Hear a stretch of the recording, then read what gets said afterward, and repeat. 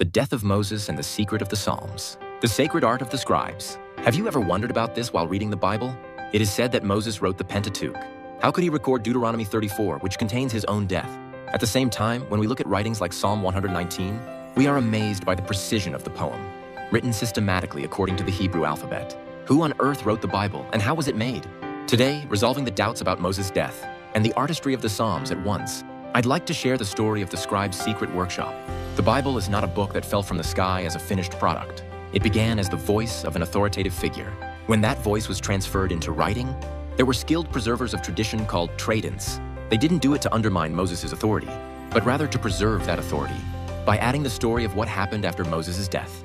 When place names changed, they updated them to the current names, and they also collected and supplemented scattered oracles.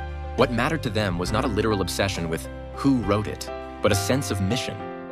Is this word a living authority for us today? The scribes were not simply people who copied text. They were literary giants with the finest intellect of their time.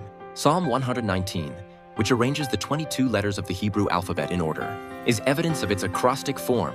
They gathered fragmented beads and created a grand necklace called the 150 Psalms and edited the elaborate historical book of Chronicles. They were artists who completed the ultimate masterpiece called Scripture. Using the material of tradition, the Bible was formed over a long period through systematic steps. First is the oral tradition, the stage of the authoritative voice. Second is the archive stage, where the voice is recorded and stored. Third is the stage of literary editing, where scribes gather documents from the archives and weave them together organically. This is when updates and supplements suited for the era occur. Finally, the fourth is the canonization stage, where all revisions and integrations stop.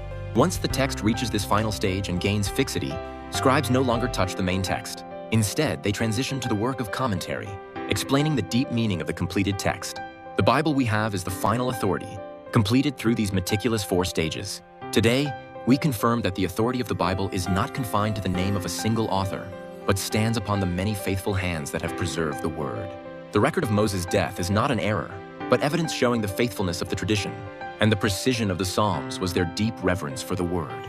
Today, we are reading the sacred blueprint completed by those masters, seeing this magnificent process of tradition. I think our attitude toward the Bible should also change a little. That's all for today's lesson. Thank you.